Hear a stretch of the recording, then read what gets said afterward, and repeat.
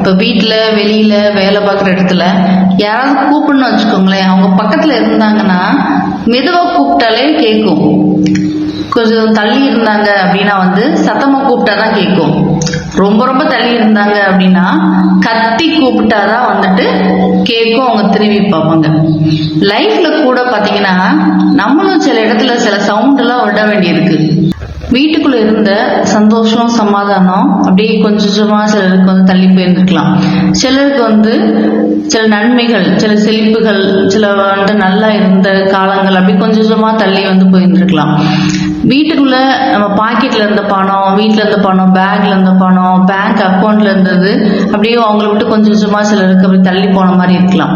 வீட்டுல பீரோல இருந்த நகைகள், பேங்க் லாக்கர்ல இருந்த நகைகள் அப்படியே கொஞ்சமா தள்ளி அடகாவும் அடமானமாவும் போன மாதிரி சிலருக்கு இருக்கலாம். சில சொத்துக்கள் அப்படியே கை மாறி வேற கூட போன மாதிரி இருக்கலாம். நம்ம வீட்டுக்குள்ள இருந்த சுகம் அப்படி கொஞ்சமா நகர்ந்து ஹாஸ்பிட்டல், மெடிக்கல், ஸ்கேன் சென்டர் அப்படின்னு சொல்லி கொஞ்சமா அப்படியே தள்ளி அவங்கள விட்டு அப்படியே தள்ளி தூரமா போற மாதிரி இருந்துச்சுன்னு வச்சுக்கோங்களேன். அப்போ நம்ம சும்மாவே இருக்கக்கூடாது, என்ன பண்ணணும்னா சவுண்டு விடணும். இப்ப கர்த்தரை என்ன பண்ணாருன்னா பயில் காட்டி அழைத்தார்.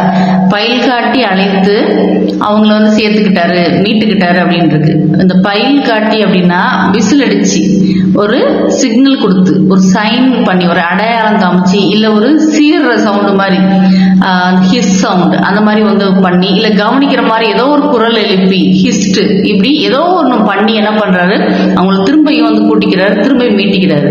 அதே மாதிரி நம்மளும் இறந்து போன நன்மைகள், பணங்கள், நகைகள், சொத்துக்கள் இதெல்லாம் நம்மளை விட்டு தள்ளி போயிருந்தா கூட நம்ம பயில் காட்டி நம்ம அதெல்லாம் என்ன பண்ணிடலாம், கூட்டிக்கலாம். நம்ம பக்கத்துல சிக்னல் காமிச்சு தூரம் பார்த்தபடி சைகை காமிச்சு கூப்பிடுவாங்களே, கையை அசைச்சி சைகை காமிச்சு, அது மாதிரி நம்ம என்ன பண்ண முடியும், சவுண்டு விட்டு அதெல்லாம் பக்கத்துல வர வைக்க முடியும். சில இந்த மாதிரி நன்மைகள் அப்படியே ஸ்ட்ரைட்டா போய் லெஃப்ட் எடுத்து யூ டர்ன் போட்டு அப்படியே பக்கத்து தெரு, பக்கத்து ஊரு, பக்கத்து நாடுக்கு அப்படியே பஸ் பிடிச்சு, ட்ரெயின் பிடிச்சு, ஃபிளைட் பிடிச்சு போயிருந்தா கூட நம்ம என்ன பண்ணலாம் அப்படின்னா புலம்புற சவுண்டை விட்டுட்டு அதை கூப்பிடணும். கூப்பிடுற சவுண்டை சத்தமா உயர்த்தணும் வச்சுக்கோங்களேன், அதெல்லாம் பக்கத்துல வந்துடும். இப்ப பத்திமையும் ஒரு குருடர் இருந்தான், அப்புறம் இன்னும் 2 குருடர்கள் இருந்தாங்க. அவங்களாம் என்ன பண்ணாங்கன்னா ஏசு அந்த வழியா போறப்ப ரொம்ப சத்தமா எல்லாம் அதட்டினாங்களாம், பண்ணாத சத்தம் போடாதீங்கன்னு. ஆனா ரொம்ப சத்தமா அதிகமா சத்தம் போட்டு கூப்பிட்டப்ப கடவுளே நின்னாராம். அதே மாதிரி நம்ம போடுற சவுண்டு ஒரு கடவுளையே நிக்க வைக்கும் அப்படின்னா இந்த நன்மைகளை நிக்க வைக்காதா, அது கண்டிப்பா என்ன பண்ணும், நிக்க வைக்கும். அதனால நம்ம என்ன பண்ணணும், வா அப்படின்னு என்ன பண்ணணும், ஒரு சவுண்டு போடணும். இப்படி வா அப்படின்னு சொல்லி ஹார்ன் அடிக்கிறப்ப விட்டு போன நன்மைகள் எல்லாமே கிட்ட வரும். இப்போ இப்ப பணம் போயிடுச்சுன்னா பணமே வா அப்படின்னு சொல்லணும். சந்தோஷம் போயிடுச்சா சந்தோஷமே வா அப்படின்னு சொல்லணும். வேலை போயிடுச்சா வேலையே வா அப்படின்னு சொல்லி நம்ம என்ன பண்ணோம், கூப்பிடணும். நகையெல்லாம் போயிடுச்சா நகையே வா அப்படின்னு சொல்லி இயேசுவின் நாமத்தினால நம்ம சொல்றப்ப இயேசுவுக்கு அவ்வளவு அதிகாரம் இருக்கு, அவருடைய பிள்ளைகளாகிய நமக்கும் எல்லா அதிகாரமும் இருக்கு. அதை நம்ம யூஸ் பண்றப்ப மரணமும் ஜீவனும் நம்மளுடைய நாவின் அதிகாரத்துல இருக்கு. அந்த அதிகாரத்தை வச்சு நம்ம நம்ம சொல்றப்ப உன்னை வா அப்படின்னு சொல்றப்ப என்ன ஆகும், அது நம்மகிட்ட வரும். இதே மாதிரி இன்னொரு சவுண்ட் போட வேண்டியிருக்கு. என்ன சவுண்ட் அப்படின்னா போ அப்படின்னு ஒரு ஹார்ன் அடிக்க வேண்டியிருக்கு. இப்போ நம்ம ரோட்ல டிராவல் பண்ணி போயிட்டு இருக்கப்ப கார்லயோ பைக்லயோ பஸ்லயோ எதுலயோ போயிட்டு இருக்கப்ப அது முன்னாடி போற வெஹிக்கிள்ல எழுதிருப்பாங்க, பாத்துருக்கீங்களா, சவுண்ட் ஹார்ன் அப்படின்னு எழுதிருப்பாங்க. அப்படின்னா ஒலி எழுப்பு அப்படின்னு. இப்ப நம்ம பின்னாடி போயிட்டே இருந்தோம் வச்சுக்கோங்க, முன்னாடி ஒரு பெரிய வெஹிக்கிள் போயிட்டே இருக்கு அப்படின்னா நம்மளுக்கு ரோடு தெரியாம போயிட்டே இருக்கும். நம்ம இந்த பக்கம் போனா அது இந்த பக்கம் வர மாதிரி இருக்கும், அந்த பக்கம் போனா அதுவும் அந்த பக்கம் வர மாதிரி இருக்கும். அப்ப ரோடே தெரியாத அளவுக்கு இப்போ அவங்க பின்னாடியே போயிட்டு அந்த வெஹிக்கிள் பின்னாடியே நம்ம போயிட்டே இருக்க மாதிரி இருக்கும். இதனால நம்மளுக்கு என்ன ஆகும், டைம் டிலே ஆயிரும். அப்ப அந்த நேரத்துல ஒரு ஹார்ன் அடிக்கணும். அந்த ஹார்ன் அடிக்கிறப்பதான் என்ன ஆகும் அப்படின்னா அந்த முன்னாடி போயிட்டு இருக்க வெஹிக்கிள் நகர்ந்து நம்ம சீக்கிரம் போகலாம்.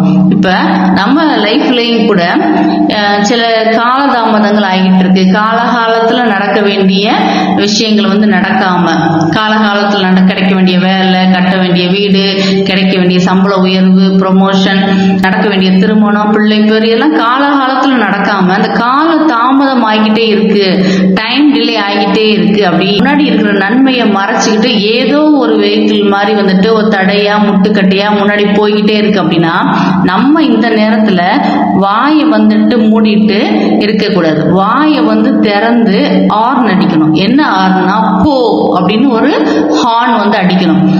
இப்ப இயேசு காற்றையும் கடலையும் கொந்தளிச்சப்ப என்ன பண்ணாரு? அப்படியே அதட்டினாரு. அதே மாதிரி பேயை அதட்டினாரு, நோயை அதட்டி என்ன பண்ணாரு? இதெல்லாம் போ அப்படின்னு சொல்றப்ப என்ன ஆயிடுச்சு? அது வந்து போயிடுச்சு. அதே மாதிரி ஒரு தெருவில் போய்க்கிறப்போ ஒரு நாய் வந்து நம்ம பக்கத்துலயே வருது, கடிக்க வருது, ரொம்ப குலைச்சிக்கிட்டே இருக்கிறப்ப அதை வந்து நம்ம என்ன பண்ணோம்? அதட்டணும். சேட் போ அப்படின்னு சொல்லி நம்ம அதட்டுறப்பதான் வந்து அது வந்து போகும். அதே மாதிரி நாய் அதட்டுற மாதிரி நோயை அதட்டணும். போ அப்படின்னு ஹார்ன் அடிக்கணும். வறுமைக்கு ஒரு ஹார்ன் அடிக்கணும், போ ஹார்ன். அதே மாதிரி தரித்திரத்துக்கு போ அப்படின்னு ஒரு ஹார்ன் அடிக்கணும். கடனுக்கு, சண்டைக்கு, பிரிவுக்கு, இது எல்லாத்துக்கும் வந்துட்டு என்ன பண்ணும்? போ அப்படின்னு ஒரு ஹார்ன் வந்து உங்க வாயை திறந்து வந்து அடிக்கணும். இப்ப 100க்கு அதிபதி, பேருக்கு அவன் அதிபதி. அவன் ஏன் சொல்றான்னா, ஏசுட்ட வந்து ஒருத்தனை நான் வா அப்படின்னா வர்றான், போ அப்படின்னா போறான். இப்ப 100க்கு அதிபதி வார்த்தையை பாத்தீங்களா? ஒருத்தனை வானா வருவானா, போனா போவானா. அவன் 100 பேருக்கு தான் அதிபதியான். ஆனா நம்ம யாரு? ஏசப்போட பிள்ளைங்க. இந்த உலகத்துக்கே வந்துட்டு அதிபதியா நம்மளதான் வந்து பூமியை கொடுத்திருக்காரு. நம்ம வந்து ஆள்றதுக்கு தான். அப்படி உலகத்துக்கே வந்துட்டு அதிபதியா கொடுக்கப்பட்ட மனுஷனாகிய நம்ம ஒன்ன வா அப்படின்னா வரும், போ அப்படின்னா போகும். அந்த அளவுக்கு நம்மளுக்கு எல்லா அதிகாரமும் கொடுத்திருக்காரு. இந்த வாழ்க்கையில இருக்கிற எல்லா பிரச்சனைகளுக்கும் விடைகள் வந்து எங்கெங்கேயோ போய் தேடிக்கிருக்காங்க. ஆன்மீகத்திலையும், ஆத்திகத்திலையும், நாத்திகத்திலையும், சித்தாந்தத்திலையும் போய் தேடிக்கிருக்கிற காலத்துல எல்லா விடைகளும் எங்க இருக்கு அப்படின்னா அந்த மனுஷனுடைய வாய்க்குள்ளதான் வந்திருக்கு. இந்த வாய்க்குள்ள இருக்கிற 2 ஹார்னை வந்து நம்ம இயேசுவின் பெயரை சொல்லி அடிக்கிறப்ப விட்டு போன நன்மைகளை கூப்பிட வா அப்படிங்கிற ஹாரன், ஒட்டி இருக்கிற தீமைகளை வந்து விரட்டி விட போ ஹார்ன். இந்த 2 ஹார்னை வந்துட்டு நம்ம அடிக்கிறப்ப மொத்த நன்மைகளும் நமக்கு வந்துட்டு கிட்ட வரும். சோ நீங்களும் வா போ ஹார்ன் அடிங்க, நன்மைகளை வாரி குவிங்க.